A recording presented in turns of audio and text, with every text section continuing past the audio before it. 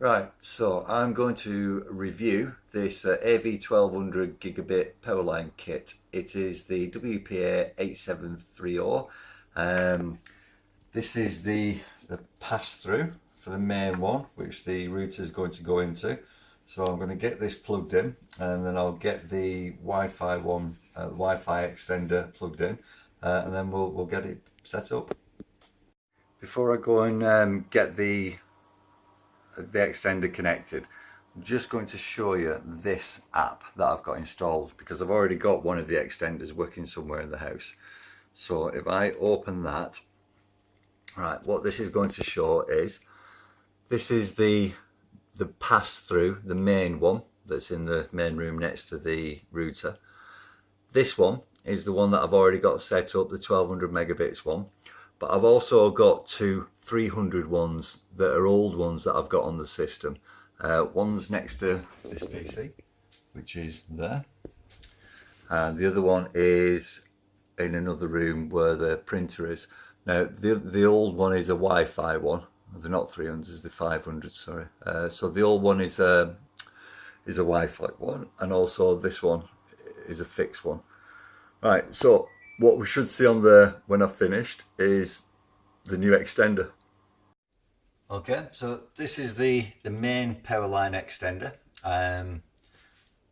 or the controller basically. So this is a Cat5 cable into the BT Smart Hub, and because it's a pass-through, I've got the power to the BT Smart Hub going through it, which releases up a socket, which is fantastic.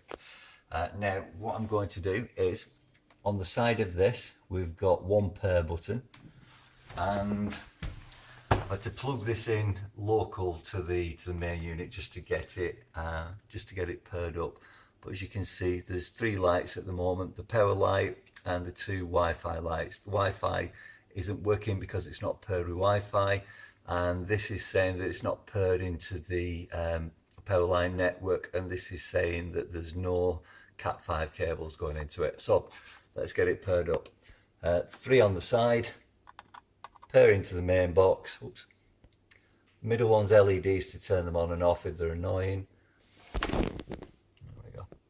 Middle one's to turn off the LEDs if they're annoying. The top one's to connect it to the Wi-Fi. So let's get that done. If we go back over to the main box, if I press the pair button for 3 seconds, 1, 2, 3, leave go, the power light starts flashing. So this is to pair it to that power light. So I'll go to the bottom and 1, 2, 3, and leave go, and it starts flashing.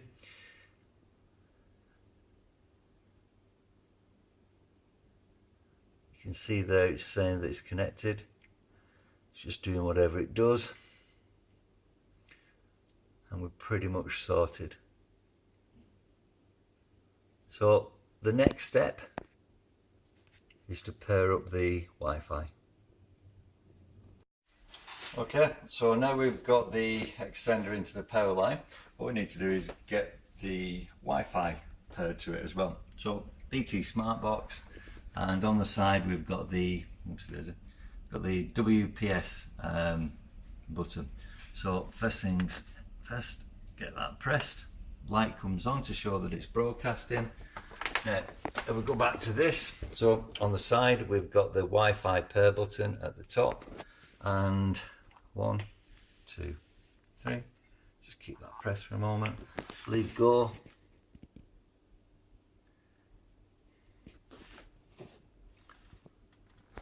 Do that again. There we go.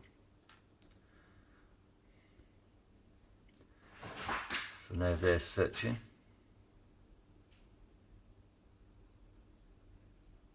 Some activity going on there, which basically means, yep, I've found it. So that's the 2.4 gigahertz one. Now, because that BT box also puts out a 5 gigahertz one, that one needs to pair as well. From experience with the other one, this takes a little while, so I may just turn this off.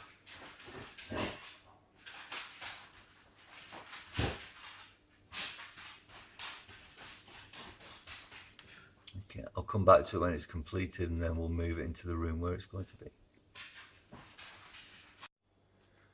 Right, so it's all set up now. This is the device here, as we can see.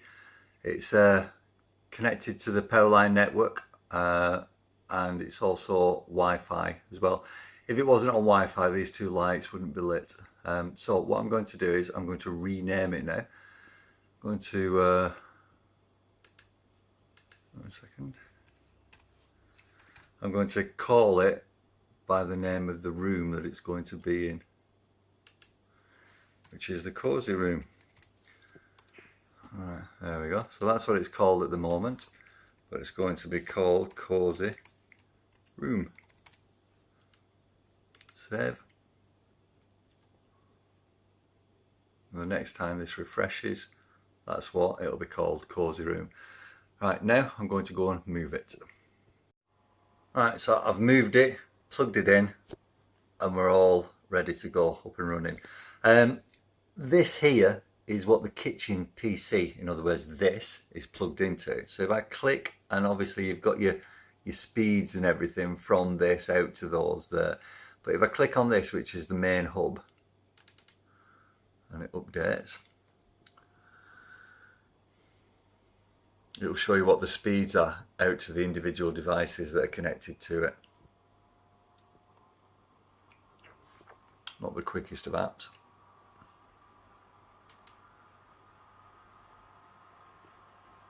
There we go. Now I know that it's out to the dining room because I do all my printing from that, and the only way that I can print is if it's networked. So I just don't know why it doesn't know what the speed out there is. Maybe it's really poor, I don't know. But this is the new one, and this is the other new one. Got good speeds out to those. That's about, I would say that's about 70 feet away from that, and we're still getting a good speed going to it, which is why I had to replace them, because I've now got 4K and Sky Q going out to the master bedroom, and it just wasn't coping at all. The Wi-Fi wouldn't reach it no matter how many boosters I had in, and I needed the Sky Q up and running. I also needed 4K as well for the TV. So this has worked absolutely perfectly, and I'll just go into the other room now and show you how I'm going to wire that one up.